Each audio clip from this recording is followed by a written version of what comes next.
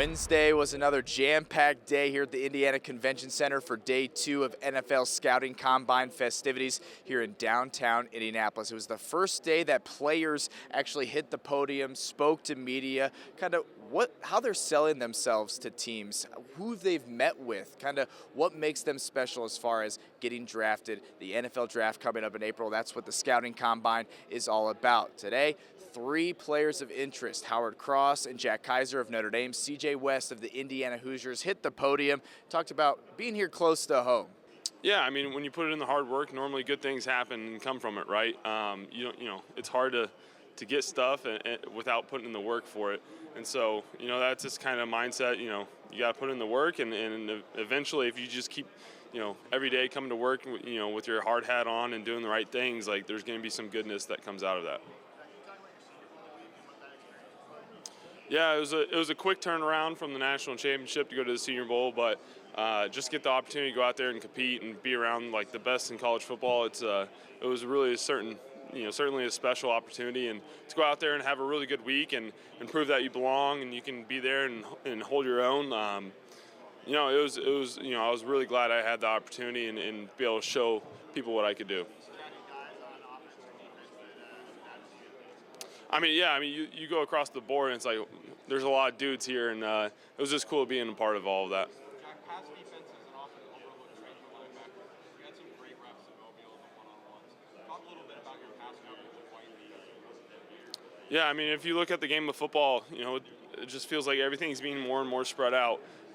Just a lot more on the perimeter, and you got to become, a lot more detailed and focus on the technique that you play with in coverage, right? So when you're man-to-man, know your leverage, have good footwork. Like you can't not be efficient in that aspect.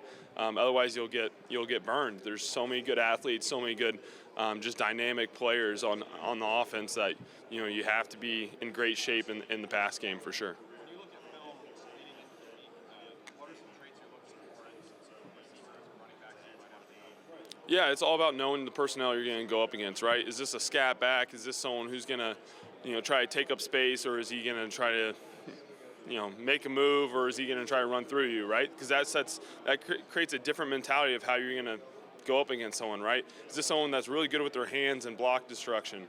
Like he can, if I try to jam him, he's going to be able to get off, or is this someone I have to be physical with and get up there, and that's a good way to disrupt them. You just got to know your personnel and know how to attack them, what their weaknesses are for sure. CFP 26, I mean, I'm a huge Jeremiah Love fan. You look at some of his highlights this year with the hurdles and all that, like I think he'd be an excellent candidate to go on that cover. At the Senior Bowl and here, like, been able to meet with almost every team, and so just trying to feel out what everybody likes, what I can do for them, and just trying to put my best foot forward every time. Yeah, you look at they got first off, I think it's a lot of really great guys in that locker room. Thomas Harper's a Notre Dame guy that is there now. But you just look at, again, the high motor, right? The never quit mentality that they have and the grittiness that they have to them. So certainly a very interesting and unique and fun defense in that regard. Nothing really that crazy. I think it was like my guilty pleasure food, but nothing too crazy. I said, like cookie dough ice cream. So it's good. You spent your entire career in Indiana. What does Yep. it mean to have the opportunity to come here and compete at this combine in your home state? Yeah, it's really cool. We had interviews in Lucas Oil Stadium, and it's funny because I've played in Lucas Oil Stadium 3 times now, and so it feels like home, right? I've been in Indiana my entire career, and kind of have such a huge step going into the next phase of my journey in my career to be in Indianapolis. It's really special.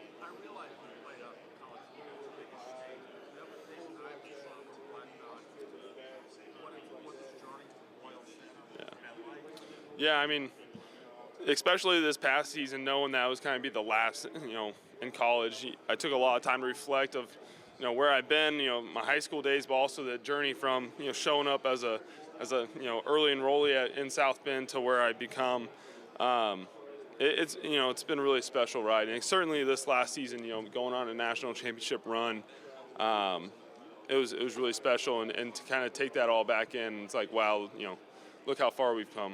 Do you think you might be the smallest town represented here?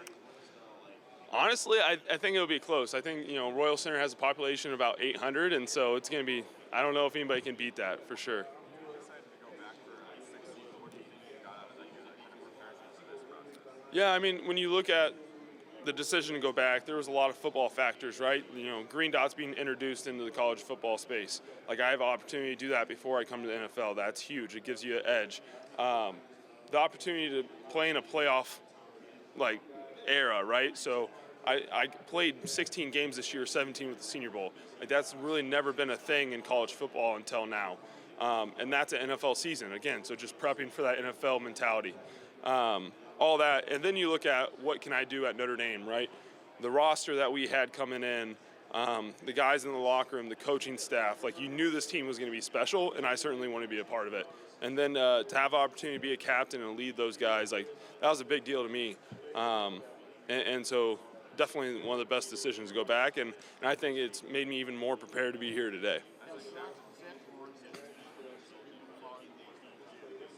Who? Yeah.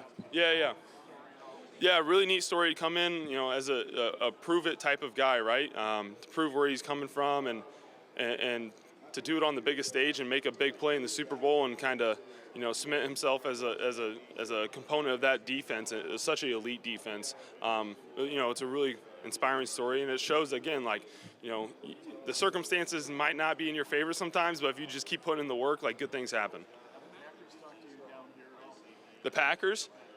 Yeah, I mean, bumped into them, seen them, but we have interviews the next couple of days too, so we'll see how that goes.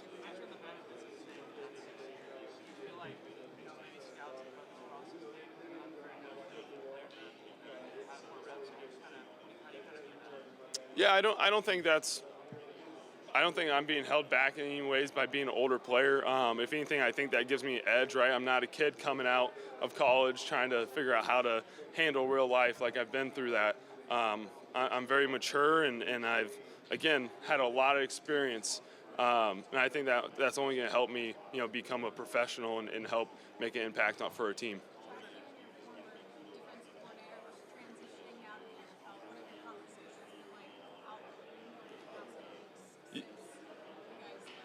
Yeah, I think so. I was one of the first persons in the building to talk to him when he made the decision, and you could just tell how emotional that was for him, right? What these last 3 years have meant to him, and so it was really cool to have that moment. That we're both kind of stepping away at the same time, but it's been cool. Just he won a big award as the best assistant coach in the country, and so was able to talk to him, just congratulate him, tell him how much he meant to the defense and to me personally. And then seeing him down here, right? We're walking to and from the stadium, seeing each other. I'm like, Coach, you need to interview me and pull me aside. You want me to go up on the board or anything? And he's laughing. He's like, no, we got all our answers on you. We're good. But it's just really cool to see him kind of get that, chance as a DC in the NFL. That's really special. Yeah, I think first off, it's a guy that's going to work and out-prepare anybody. He knows ball, and he knows how to prep guys around him, right? We never went into a game feeling that we weren't prepared, and I think that's an edge that we had on defense. But then he's such a cerebral guy, able to understand what the moment is and what's needed in the moment and how to adjust, right? So that's just something he's so good at. And then he's just a great leader, right? He's able to, he never gets too high, never gets, too fired up on the sideline. He's able to keep that cool, calm, collected mentality and be able to talk to players and have that relationship to make you play better. Yeah, you think about all the names in Notre Dame, football lore, and my name's up there with, able to be out there the most and put on that golden helmet more than anybody else. That's pretty special. But I think the most important thing out of that is it's because everybody helped me do that, right? It's the trainers, it's the coaches, it's my teammates pushing me to get out there. It takes a lot to be available every Saturday, pretty soon every Sunday, and so there's a lot of people that go in that, and that's not a me record, that's a we record for sure. Yeah, met with the Steelers, had a great conversation. Excited for that, see where that can lead. That was not formal, informal, yeah. Yep, talked to the Texans, so we'll see. Huh? I talked to some of the Cowboy scouts. Of course, Maris is there now, and so heard a lot about them. Some familiarity there. We'll see. Obviously, physical-wise, like my quickness off the ball, getting upfield, pass rush, that's my deal. But also, to be completely honest with you, versatility. Like I told teams, and I'll tell anybody, like I'll do any position that lets the team win. And I want to be great at whatever position it is. If that's, being shields on punt, I'll be all pro in shields. You know what I mean? But that's kind of like the mindset that I have. So that's versatility, and literally, and I feel like I can do anything. Yeah, Grady Jarrett. I would love to be compared to Aaron. It's a different category. There's levels to it. But try to be like Aaron Donald, Grady Jarrett, those types of guys. Obviously I'm not gonna have the same game as Dexter Lawrence or something like that. I got a different thing going on. It's speed and versatility and skill. That's kind of my thing. How would you compliment? Excuse me? How could you compliment? Speed. Power, speed. That's kind of like. I'm a nerd, so I kind of look at it as like Superman and Batman. You know what I mean? Batman's kind of like, he doesn't have a lot of powers, he doesn't do a lot of stuff, but he knows how to get around people. Like I'm a film guru, right? I sit down and I'll watch film for an extremely long period of time, even when people tell me I shouldn't. But I really look and read and do anything I can to make sure that I know everything that I know how to beat you, right? And obviously Dexter Lawrence is probably one of the strongest people in the league, so I think that would probably complement that well. What does that mean? You mentioned comic books and things like that. Why do you consider I read comics, I watch anime, I build Legos, I like a lot of nerdy stuff, man.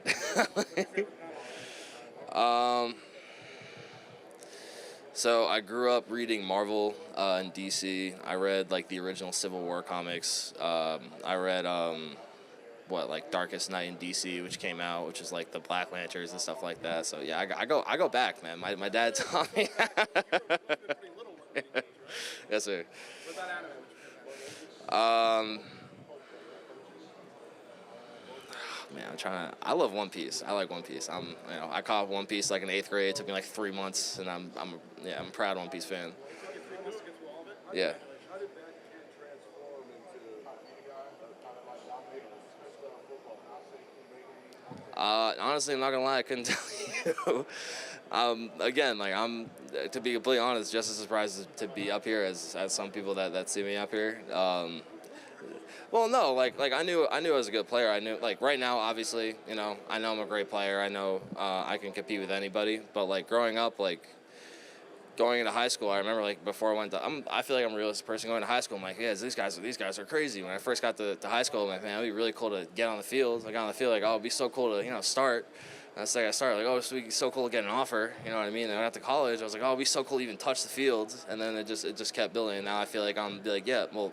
Now the mindset's kind of different. We're I know I can compete. I know I can compete with anybody. So.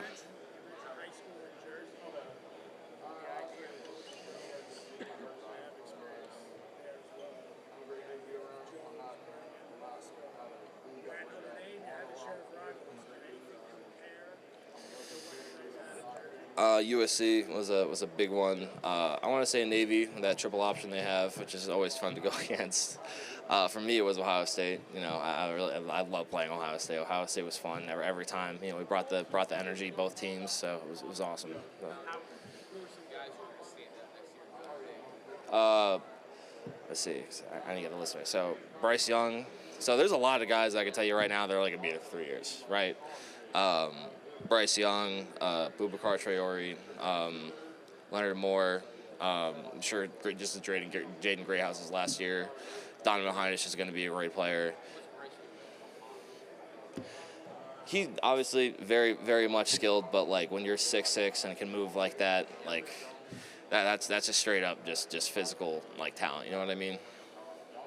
Howard, you're getting to go through this process with a few different defensive teammates. Obviously Riley off the defensive line, but also Xavier Watts and what he was able to do as a safety. Can you speak about those two players and just why you feel like they're going to produce at the pro level? So first off, Xavier, right? Xavier, I remember Xavier like went to like 4 different positions. He was a wide receiver, then he was a safety, then he was a cornerback, then he was like another. He went back to receiver, and then he went back to safety. So he moved around a lot, but he was fantastic at all of them. You know what I mean? So he's definitely going to bring the versatility to any team that's going to ask him to do anything. He'll say yes to. I know that. He's going to be a fantastic player. And then Riley is just 6'6", 300. Maybe he doesn't want me to say 300. It makes him feel bigger than he is, but like 300, like strong, one of the strongest people I've ever met, like skilled, like he's gonna do fantastic, and I can't wait to see what he does.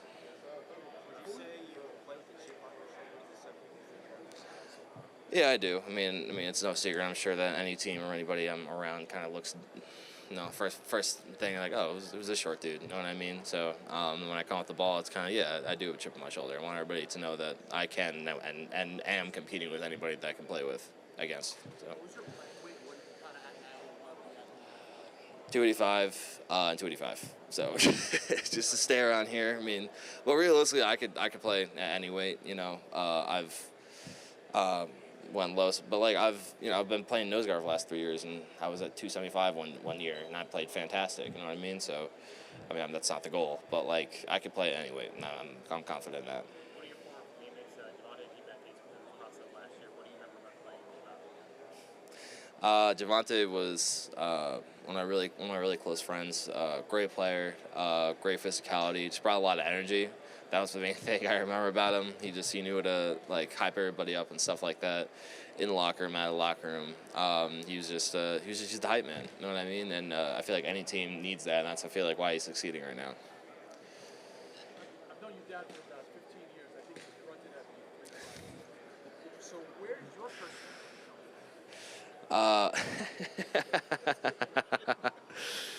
personality? My personality, I mean,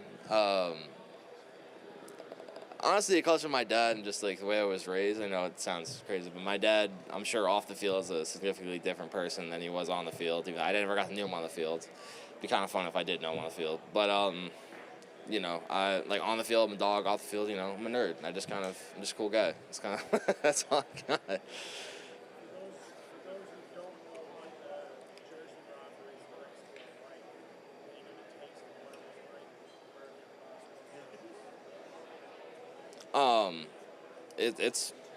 It's crazy. Like that was kind of like my first taste of like, like wow, like there's a lot of people here. You know what I mean? Like I remember going out and like even if like the crowd was small, you could hear everything. Or you can't hear anything.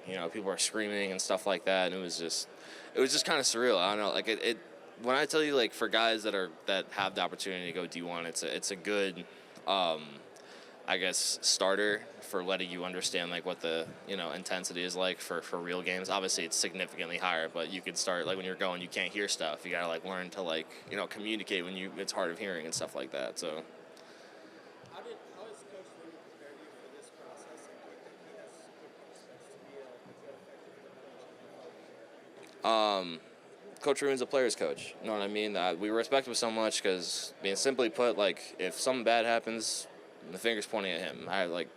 Anytime we lost, anytime something bad happens, anytime we falter or anything like that, he's like, all right, what can I do better? What can I fix?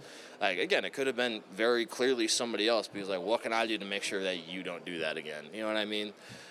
We respect him for that. He never points the finger at anybody else outside of himself, and I think that's why he's going to succeed in the league. Like, obviously in the league, it's grown-ass men. Sorry. it's grown men. But it's grown men outside, like, different from kids, you know what I mean? So, obviously, it's going to take some getting used to, but I feel like, you respect another grown man, be like, hey, look, what can I do to make sure that we all succeed? I feel like he's going to do fantastic. How did the late playoff run impact you in your training to come here? What are you going to do differently? Yeah, I mean, like, us and Ohio State and a couple, and, like, 2 or 3 other teams, like, we obviously very clearly don't have a couple weeks compared to other teams that have had, a couple, not other players that have had a couple months to, get ready. But I mean, that's still no excuse. I mean, I'm, making sure that I am healthy, but making sure that like everything's good so I can get ready to go. But again, like you need time to relax and get yourself together before you can train. And we didn't have a lot of guys didn't have enough time, especially the guys in Notre Dame. So that's going to affect what we do. Are you doing any kind of workouts here, like bench press? Yeah, I'm gonna be jumping and benching, but I'm gonna save the running stuff for pro day. Howard, you talked about being kind of a shorter guy. It wasn't long ago we saw another smaller guy, Kiser, kind of tear from the combine. Have you studied him at all? Do you kind of look at that as inspiration for a good combine or pro performance? Of course. I mean, Kiser is a masterclass in how to like move at that weight at the combine. Like if I'm not wrong, like he like was like the top of his like everything, and that's obviously that's the benchmark. You know what I mean? I remember training. It's like he's like the benchmark of like what to do. So I mean, obviously I've been looking. I've been obviously training my own way, but I've been like that's the goal. Honestly, I'll just say my teammates. Yeah, like that season was something special, and it's really all because of those guys. Because of those guys that made it so special. Because of those guys, how hard they worked. And just everybody that's in that building, how much they supported us. That's really what I reflect on. I think about it like, man, like right now, I'm glad to be in this position, but I really miss being in that locker room. You know what I'm saying? Kind of chopping up with the guys, messing with the guys around, making jokes and just going to work with them. Those are some guys. When did you kind of realize that y'all had what y'all really needed to have a year like y'all did? Yeah, honestly, when I first stepped on campus, it was one of the first couple workouts. I'm a MAC guy. I'm a group of 5 guy, and so are a lot of guys on that team as well. And we all kind of been underdogs most of our life. We all kind of had the underdog mindset, and kind of proving everybody wrong. And when I walked into the weight room for the first time, went to the locker room the first time, I'm like, man, all these guys are just like me. I came from Kent State. They came from JMU, ODU, those smaller schools, and they didn't really care about stars. They didn't really care about all the flashy stuff. They just cared about working and just going to prove everybody wrong. And I'm just like, hey, like this is gonna be a special group. They're just like me. Everybody has the same mindset. So I was like, this is gonna be something special that nobody expected to happen. CJ, why did you choose Indiana when you were transferring from Kent State? If I remember correctly, you had a number of options. Why Indiana? I mean, if you know Coach Sig, like he's gonna talk his talk, and he did the same thing in recruiting. And honestly, I fell in love with the program, his culture, just the way he kind of ran things coming out of the port. I had offers from, plenty of schools, but I feel like Indiana was the right choice for me. It just meant everything to me. And also just like the position and the guys that will be there on that roster. I'm like, there's guys that are similar like me. I also just want to prove everybody wrong. I'm not the biggest defensive tackle. So, there's a lot of schools like, you're not big enough to play here, or you can't do this. And I'm like, okay, like, I'll go and do it. And all those guys were very the same, in my opinion. So, it was a great time. I loved it.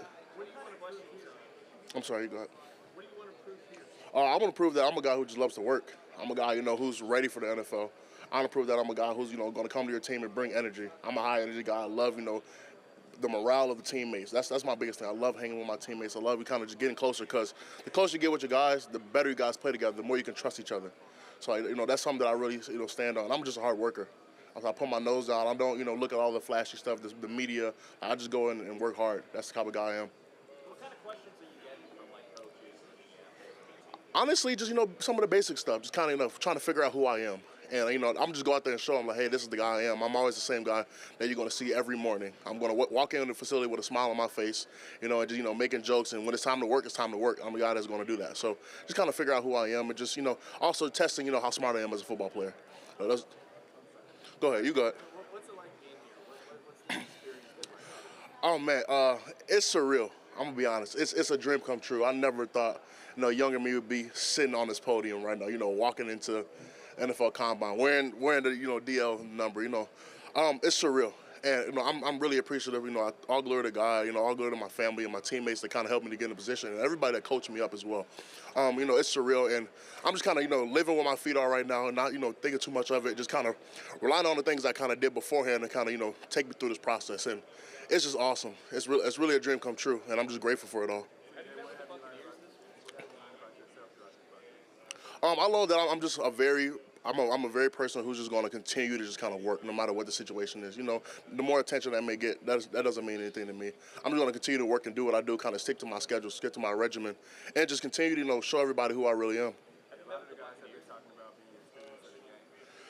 I'm sorry, say it again, I can't hear you. A lot of the draftees have been talking about being students of who have you watching the program with? Yeah, of course. One of the guys that I watched a lot, and even like when I first entered college, was Akeem Hicks.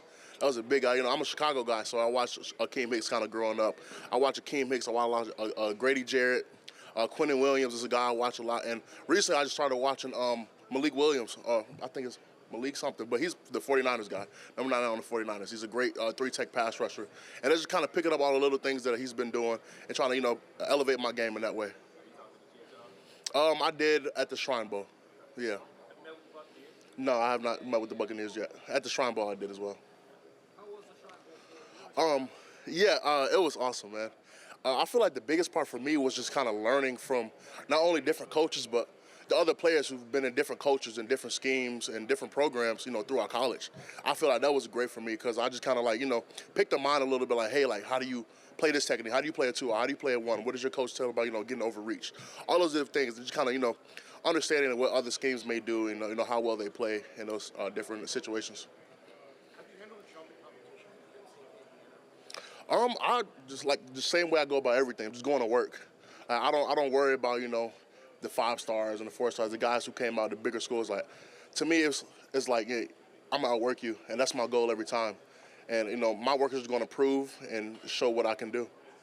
What parts of the game, parts of your game rather, that you feel will transfer best to the next level? I would say my violence. I'm a very violent player. I'm very violent in my hands, so I feel like, you know, that'll really transform me to the next level. And I got really quick hands, quick feet, so I think that'll, you know, do very well for me when I, you know, go to play in the NFL. When did you realize being drafted was a real possibility? I kind of always believed in myself that, you know, if I just kind of stick to what I'm doing, you know, listen to what my mom says and staying out of trouble, that, you know, anything I want to do in life can become a possibility. But really after the season, just the motivation I got from my guys, my teammates, just like, man, like, just keep your nose down, keep working. Like, you don't know your potential yet, but you have it. And I always, like, you know, I'm a very humble person. I'm like, you're just messing with me. But, you know, my guys, they was like, bro, like, you got it.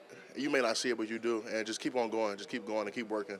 So I just did that, and now I'm in this position right now. CJ, what's the moment of adversity that made you the person you are? Yeah, okay. Moment of adversity. Oof.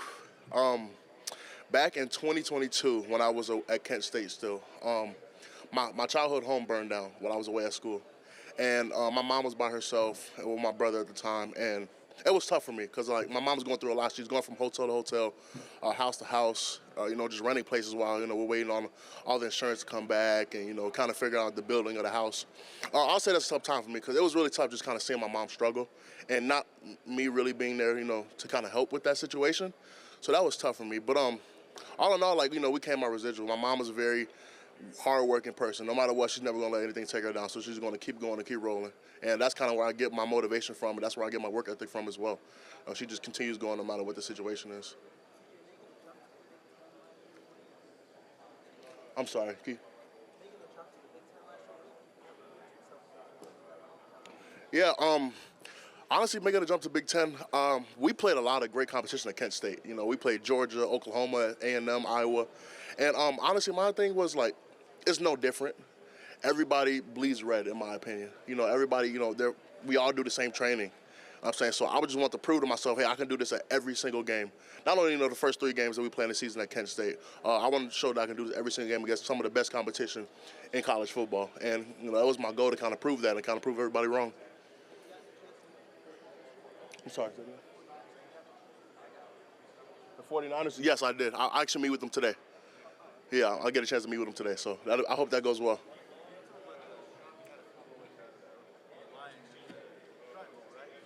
Say it again? Yes, I did. I had an informal meeting with them.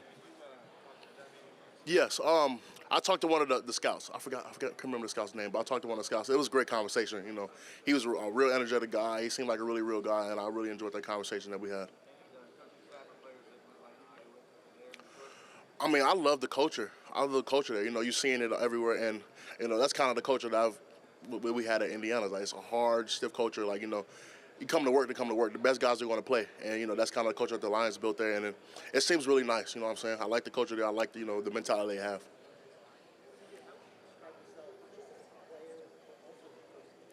As a person, a lot of people say that I'm a big teddy bear off the field, but when I get on the field, I'm a monster. And I feel like, I guess that might be true. I'm a really nice guy, but when I put the helmet on, I step between the white lines, I mean, it's different. That flip kind of switches. And, the switch flips, you know what I mean? But, yeah, like, I'm a great guy, off the field. I take care of my family. I love hanging out with my friends. I do the right things. And then when it's time to put the helmet on, it's just a monster that kind of wakes inside of me. And I kind of want to prove that every day. Last two questions. What do you remember about your time at NAS and just how important was it to your development? Yeah, Nazareth Academy, man, that's one heck of a school.